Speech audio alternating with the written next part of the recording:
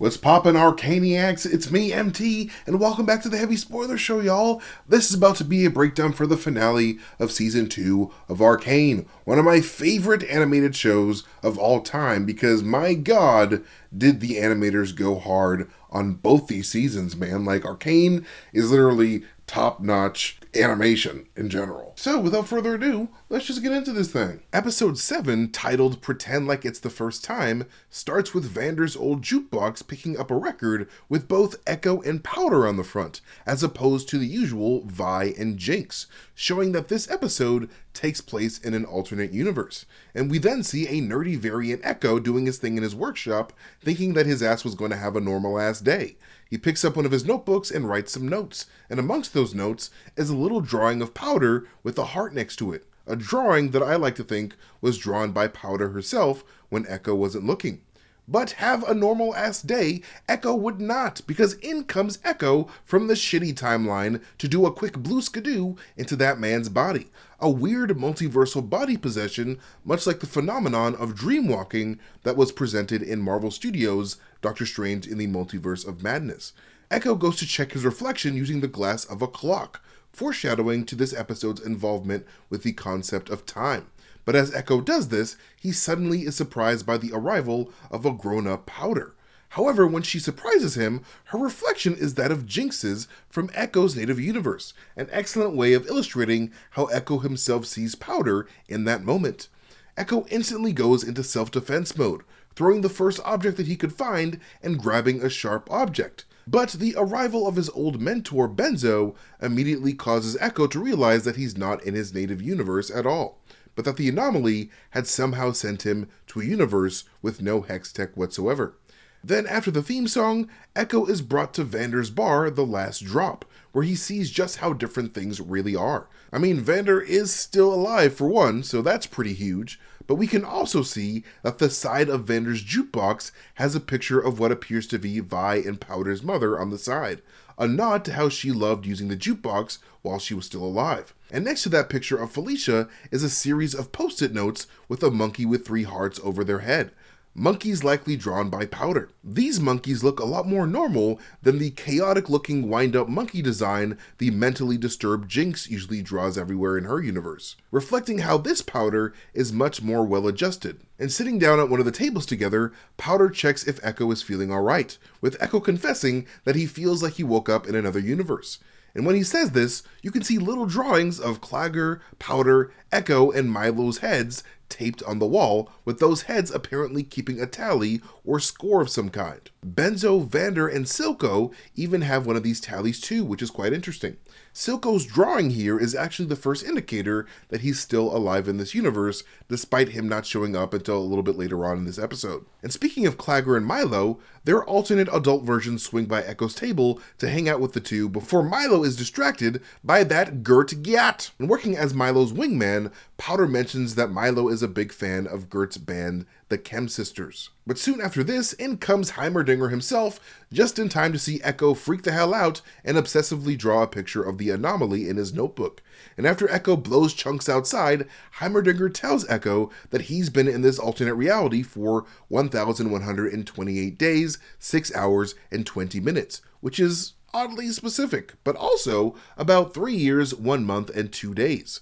But Powder would soon interrupt their conversation to invite Echo to go pay respects to her sister Vi. Then the episode transitions to Jace, who has also found himself in a timeline without war, but mostly because everyone got brutally murdered by Magic Psycho Jesus. And speaking of Magic Psycho Jesus, soon after Jace awakens in the wasteland of his nightmares, Jace quickly spots a hooded Victor, but Victor would quickly vanish within the fog. And even though the audience is not supposed to know it's Victor quite yet, the show still foreshadows Victor's presence by having Victor's metal footsteps echo as he moves closer to Jace, which I thought was a really great touch. I also really enjoyed how Victor is sort of like the ghost of Christmas future in a way, as his purpose here is to warn Jace of what will happen if Hextech is allowed to just run amok. But the second Jace realizes that he's in a nightmare of an alternate future that may soon come to pass for his own reality, we shift back to Echo and Powder at Powder's place. Echo learns that his alternate self was building a special zero-loss chemical energy cell for the Innovators contest along with Powder, after coming up with the idea in a dream. This moment actually made my eyebrow raise up to the goddamn ceiling, because what you mean you saw the idea for your future Z drive in a dream, man? Dreams are for people to show up to school in their underwear or for running in slow motion while being chased by a clown with a knife, not for building alternate sources of fuel. So that comment kind of makes me wonder if Arcane indeed operates on Multiverse of Madness rules. You know, the concept of how every dream is a peek into the lives of one's multiversal variants. If so, there is a chance that this alternate reality Echo might have peeked into the League of Legends universe in his dreams to be inspired to make his Z drive. Or maybe he saw what Arcane Echo saw when he, Heimerdinger, and Jace were down in the Hexgate generator room. Who knows? That's just a random theory. And on the table Echo has been using along with Powder, we can see one of Powder's wind-up monkeys with his face covered with a post-it note of Milo's face. And to the right of the frame here, we can also see another post-it note on a mechanical box that has the words "I love you" written on it, a message of encouragement left by Powder for Echo while he worked. Then Echo is shocked to learn that Vi is no longer alive in this universe, which to me makes this universe the bad timeline, because any timeline that does not have Hailie Steinfeld on it, I don't want it. Send it back. I have the receipt. But he also learns that it's kind of his fault that Vi is no longer alive, because the job that he recommended that the group of kids take went horrifically bad, ending with an explosion that led to Vi's death.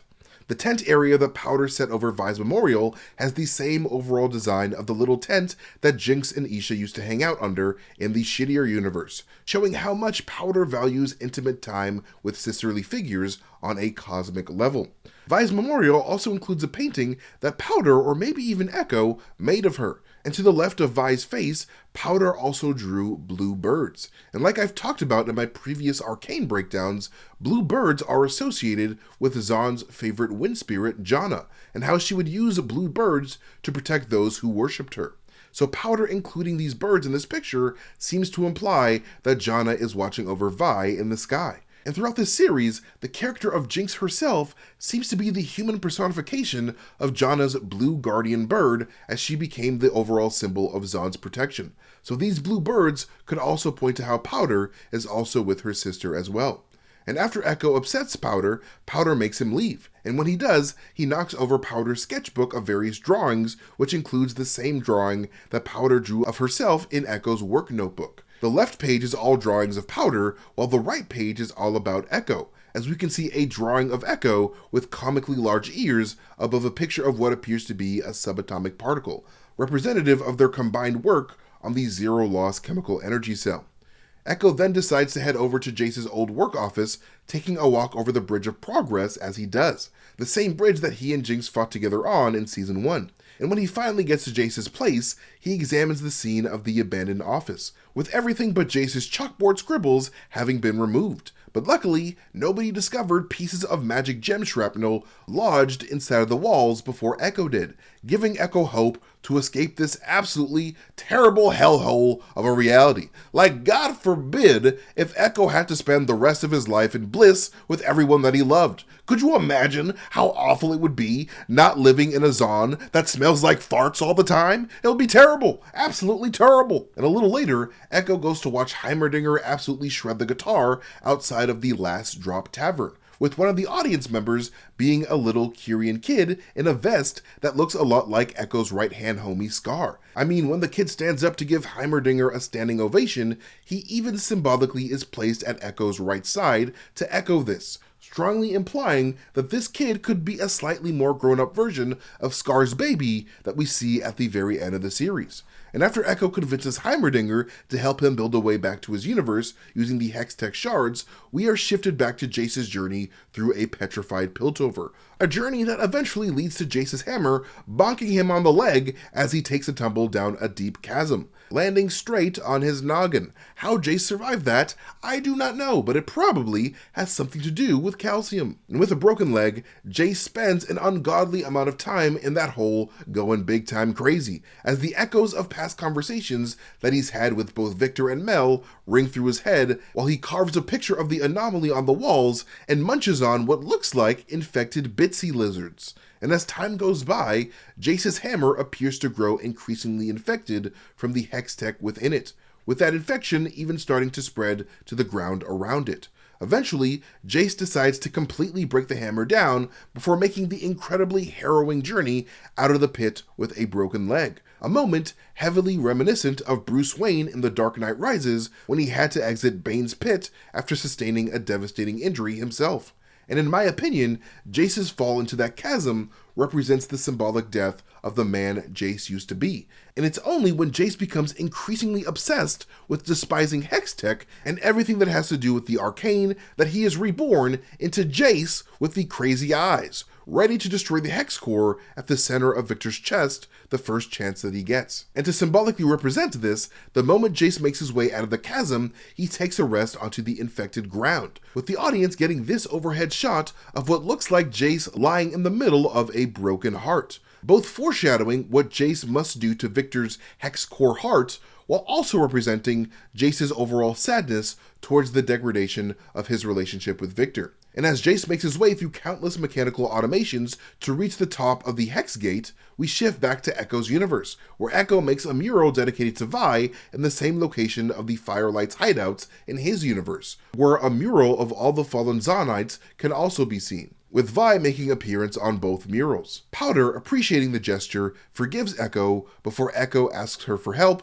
on building his Z drive out of the gemstone fragments. And as they work together with Heimerdinger, we can see Heimerdinger messing around with some blueprint designs, with one of the sketches being that of a Mobius strip, a paradoxical loop that actually has only one side. And later on, when Powder is looking through Echo's sketches of the anomaly, we see this Mobius strip symbol yet again surrounding two male figures, each representing Echo and his variant. And not to constantly bring up Marvel, but while Tony Stark is trying to crack the secret to time travel in Avengers Endgame, we see that he does so while using the model of a Mobius strip as well. And of course, Mobius is the name of one of the agents of the Time Variance Authority of the MCU too, showing that the Mobius strip is tightly associated with theories of time travel in general. However, in this universe, the concept of the Mobius strip is associated with time loops, as evidenced by the Mobius strip symbol showing up when he tests out his Z drive for the first time after the team creates a mini anomaly out of the gemstone shards. Echo then immediately tests the limits of the Z drive, learning that the limit to how far he can travel through time is 4 seconds after he witnesses Heimerdinger explode as a consequence. Remnants of the exploded Heimerdinger's hair can be seen on Echo's face after the traumatizing test, and Heimerdinger even appears to smell his own dying body on Echo immediately after this. Heimerdinger then encourages the two to go to the big party while he messes around with the Z drive. And at the end of Echo and Powder's big romantic night together, Powder says the words, "Sometimes taking a leap forward means leaving a few things behind," foreshadowing towards Echo having to leave both Powder and Heimerdinger behind during his quantum leap back to his native timeline. But speaking of Heimerdinger's sacrifice, it's never really confirmed whether or not Heimerdinger's consciousness overtook that of the Heimerdinger native to this peaceful reality. Because if so, Heimerdinger didn't just end his own life, but also the life of an innocent variant of himself, which is kinda messed up. But before Echo leaves her reality, he makes sure to gift Powder with a necklace with a blue peony on it, with blue peony flowers representing the concept of eternal love. But at the center of the flower, you can see the faces of both Echo and Powder back to back with one another. I mean, you kinda have to look extra hard, but there's Echo on the left and Powder on the right, a symbolic echoing of the jukebox record of the two from the beginning of the episode. Shifting back to Jace at the very end of the episode, we see him climb to the very top of the Piltover Hex Gate, where he runs into the same hooded figure that saved him as a child, discovering that it was actually Victor all along, trying to teach him an important lesson about the dangers of chasing perfection in an imperfect world. But what's interesting is that the both of them appear to stand in front of a mechanically transformed version of Jace holding the corrupted hammer that we saw Jace use to destroy the Hex Core in Act 2. Not only does this show how Jace got the hammer, but it also implies that Jace did not blue skidoo into the body of his variant like Echo did, possibly because his body was already occupied by Victor's hive mind. But anyways, after Jace promises Victor once again to destroy the Hex Core, Victor sends him back to his reality. This brings us to episode 8, titled Killing is a Cycle, and it starts with Mel using her inner light magic to break herself out of the chains of dark magic that the Black Rose clan threw on her. An illusionary sorceress then tells Mel that she is an empathic mage with the ability to bend the magic inside of other empowered beings. And sensing the oncoming threat of both Victor and Ambessa, the Black Rose clan then attempts to recruit Mel into their order so that they could use her power to divert this conflict as well as any others that may come their way, treating her like a secret weapon, just like her mother Ambessa apparently did by hiding her away in Piltover. But after Mel is given a mysterious necklace by the sorceress, she is then allowed to leave. But when the scene transitions to her going outside, we are greeted first with the image of the sun, which might be the show's way of connecting Mel's golden power to the power of the stars. But more on that a little bit later. Then after the theme song, we jump to Ambessa burying her right-hand man Rictus, yet another casualty in Ambessa's quest for revenge against the Black Rose. And since Victor's demise at the end of Act 2, Revok has taken Victor's body and fed it with the chemical cocktail that is Warwick's blood. However, this causes Victor to reawaken and speak through all of his dead followers' bodies, telling Ambessa and Revok of the anomaly at the base of the Hex Gate and how it could aid in evolving Ambessa's army, something that Ambessa is all about. Then the scene switches to Vi waking up after having been knocked out during the chaos of Warwick's attack. Loris then informs her that Jinx is locked up, which causes Vi to yell at Caitlyn for allowing that to happen. All while that stupid traitorous bitch Maddie listens in on their conversation. Get the hell out of here, Maddie. No one likes you. I cannot wait until you pack yourself up in the next episode, you home wrecker. But anyways, a little later, we see Jace back in the reconstructed Piltover council room, with the council even reconnecting the broken pieces of the council table together with gold.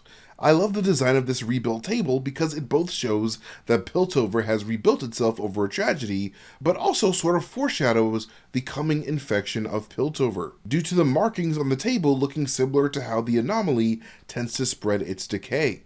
Mel then enters the council chambers, something that Jace doesn't sense himself until his hammer tells him, almost as if the hammer detected the arcane magic within Mel and is warning Jace to maybe do something about that, whack-a-mole style. We see Jace and his hammer use this new spider sense type of power not too long after Mel and Jace start talking, when Jace suddenly shoots his hammer at a nearby pillar where Victor was hiding inside of one of his metal robots. Victor then tells Jace that he plans on evolving humanity using the anomaly at the base of the Hex Gate, and while he wants to do it peacefully, Ambessa is not about to have it all go down that way. And after Jace rejects Victor's invitation to evolve the planet together, the two begin to fight a little before Victor ends up grabbing Jace by the neck with one hand and holding his hammer in the other. And while we look at the scene through Victor's astral plane perspective, we can see Jace's hammer represented within the cosmos, with the alternate universe anomaly at the hammer's center. The anomaly catches Victor's attention just long enough to distract him, leaving a window for Mel to use her light magic powers on Victor's construct. And when she does, notice how Victor's astral plane view starts to fill with intensely burning stars. This links back to what I was talking about before, about Mel's powers likely being tied to star power in general. But anyways, with Jace becoming freed from Victor's grasp, he then uses the hammer to blast the construct, which causes the astral projection of the hammer to blast Victor's raw life force, leaving him fatally weakened. With no other choice, Victor then has Dr. Revok start the evolution process. Switching things on over to Jinx, after Jinx gets an intense visit from Caitlyn while she's in prison, with Caitlyn dismissing the guard watching over Jinx when she entered, by the way, Jinx would soon get a visit from her sister trying to break her out. But a Jinx utterly devastated by the loss of Isha decides to lock her sister up instead so that she can disappear forever and end the cycle of killing. Jace then warns a gathering of upper and undercity representatives of the coming storm of Victor's automatons. And when he does, you can see that he is now donning the red shoulder armor that his video game counterpart usually wears. And after the gathering, Caitlyn then heads to the prison cells to find Vi there, much like she suspected. And once Caitlyn tells Vi that she fully intended on letting Vi escape with Jinx, the two engage in some prison cell sexy time, where we get a really great look at Vi's back tattoos. The mechanical nature of her tattoos are clearly meant to evoke the exosuit that Vi's League of Legends counterpart wore in the League of Legends Warriors cinematic trailer from 2020. Then, after Mel heads to Ambessa's camp to try and fail to convince her to stop her madness, we witness what happened when Victor told Revok to begin his evolution process. We see Revok erase the tiny remainder of Vander that was still within the Warwick beast before killing both Warwick and Victor at the same time. Then Revok would unite their biologies completely to allow for a new being to awaken in Victor's place, literally emerging from inside of Victor like breaking out of the cocoon that was Victor's face, splitting it apart to reveal a more menacing face in between, thus completing Victor's transformation into the masked mage that he is in the League of Legends video game. Victor's close confidant Skye saw this transformation coming, which is why she knew that Victor was not going to miss their talks together after he changed, because what Victor was going to become was no longer the Victor that she fell in love with. And that is of course why we see Skye pull away from Victor when she starts to fade away. The Season 2 finale is titled The Dirt Under Your Nails, and it starts with the song Wasteland by Royal and the Serpent playing as a depressed Jinx burns down Silco's old place. But right before Jinx explodes herself with one of her hex grenades, in comes Echo right in the nick of time with his time machine. A time machine Echo would have to use a few more times when trying to convince Jinx that she can build something new despite all that she's lost. Because building something new is what both her and Echo do. And as the two talk, you can actually hear Wasteland playing in the background of Jinx's hideout. So that was straight up going to be the last song that she was planning on listening to before she died. And after the theme song, we are brought to the secret underground council chambers where Jace and the squad go over their plan of defense. And while doing so, Jace gets a flashback to seeing both himself and Victor in the parallel future, before telling everyone that this was a fight that they were meant to lose, because he already knows that eventually he's going to find himself atop of the Hex Gate, leaning on his hammer while on his knees, much like his counterpart was in the other universe. After this, we are immediately thrust into the Great Battle of Piltover as Ambessa's forces charge the city.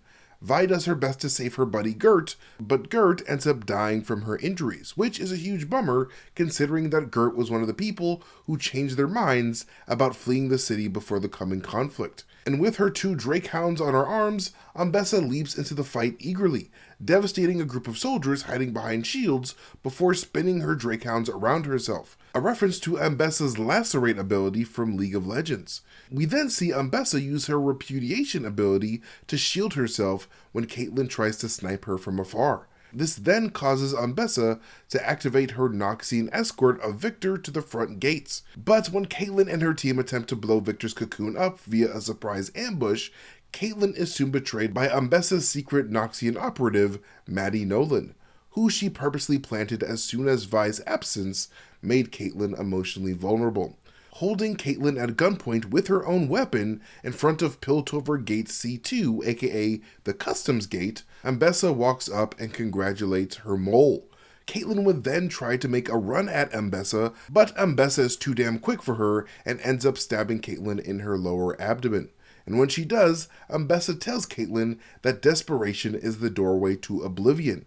An ironic statement considering that Ambessa herself has been incredibly desperate in all of her actions throughout the season, and it's because of her own desperation that her own oblivion would be sealed by episode's end. But before Maddie could deliver the killing shot on Caitlyn, here comes the motherfreaking MVP Mel to save the day, generating a shield that causes Maddie's bullets to ricochet into her own face, packing herself up with a first-class ticket to hell. And if that wasn't baller enough, in comes Jinx in her graffitied hip-hop war blimp, along with Echo and the Firelights, here to fuck shit up, finally embracing her role as the Wind Goddess Janna's guardian Blue Bird.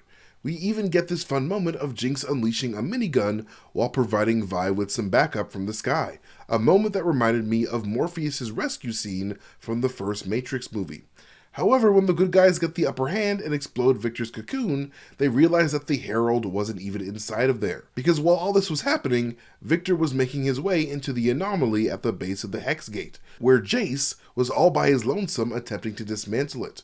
And when Victor slices open the door to the Hex Gate generator, the shape that he makes on the door is that of an upwards facing arrow, a possible allusion towards the ascension that Victor has planned for all of humanity. We can also see that Victor's new look comes packaged with a cool new third arm that shoots lasers, much like Victor's video game counterpart has in League of Legends, as well as his own blue halo, akin to those found around holy figures in Renaissance art and stained glass windows and whatnot.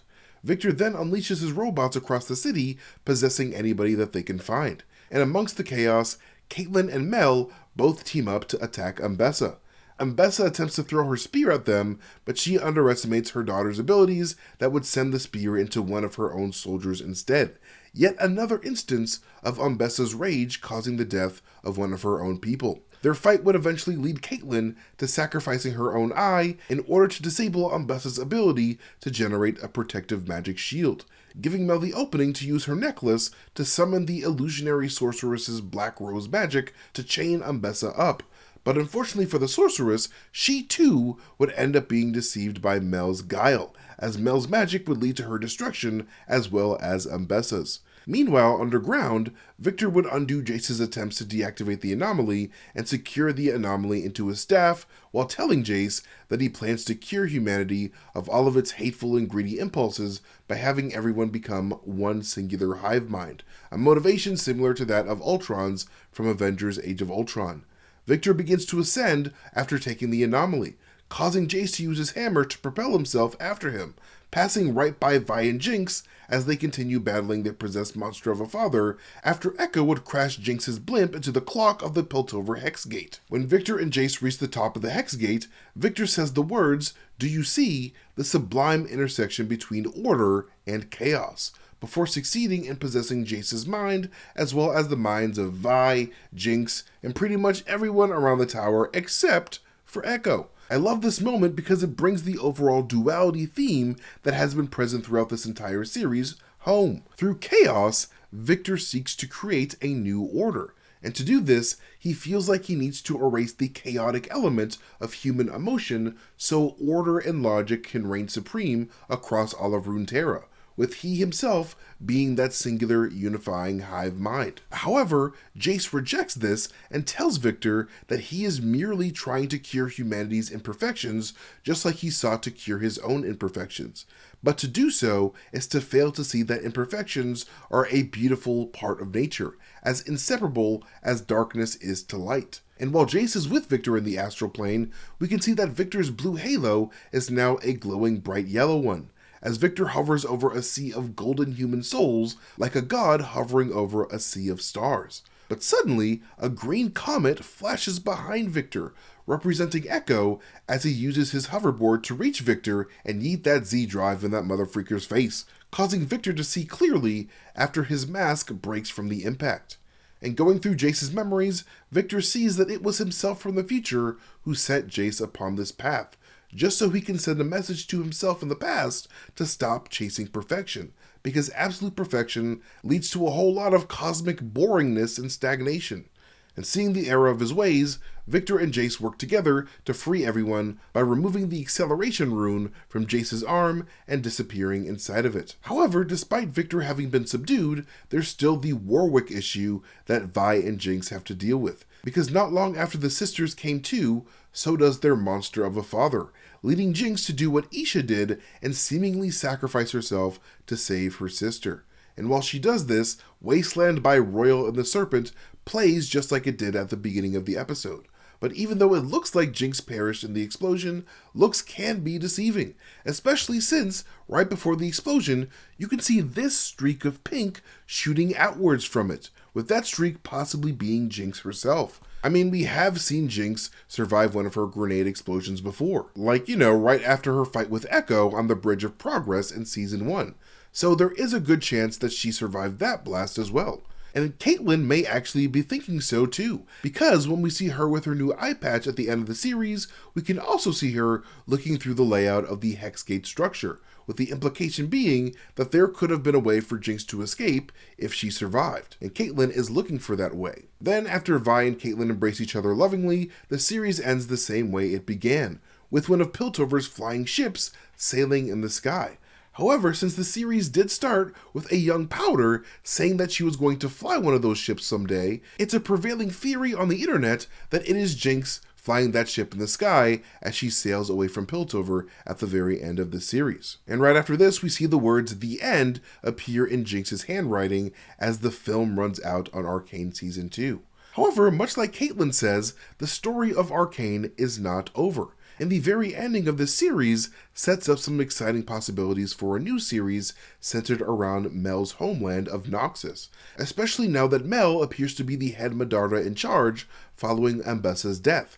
But the most exciting part comes with the arrival of this six-eyed raven showing up to pick at the remains of Jace's crumbled hammer, as these ravens are associated with the dark and ruthless Noxian ruler Jericho Swain, one of the most intelligent warriors in all of Runeterra with tight associations with the Black Rose Cabal. So he is for sure to be a challenge for Mel and all of her allies in a future League of Legends TV series. Because as the Swain Raven pokes around at the remains of the hammer, a glow can be seen at the bottom of the screen, implying that the anomaly within Jace's hammer was still there to some degree. And we then see the six-eyed raven flying next to the ships of Noxus as they sail their way back home, likely with the anomaly within its very mouth. So, when the inevitable sequel to this Arcane series comes out, definitely expect your boy Swain to play a major antagonistic role for damn sure. But anyways, yeah, that's it for this season of Arcane Season 2. What do you guys think of this season as a whole? Let us know in the comment section down below. Like, I am so bummed to see Arcane end as a series, but knowing that there's more League of Legends stuff to come really makes me excited for the future, so I'm willing to wait. I'm willing to wait a few years for the next chapter in this franchise. You guys can follow me at Mastertainment on Twitter, Blue Sky, YouTube, Instagram, wherever I am on the internet. But most importantly, follow Heavy Spoilers here by hitting that subscribe button and also hitting that notification bell to get notifications for every time we upload a video. And like always, if you guys like clothes on your bodies, hit up the Heavy Spoiler store to pick up some awesome merch over there. But yeah, like always, I've been MT, and you guys have been amazing, and I'll catch you guys later. Bye.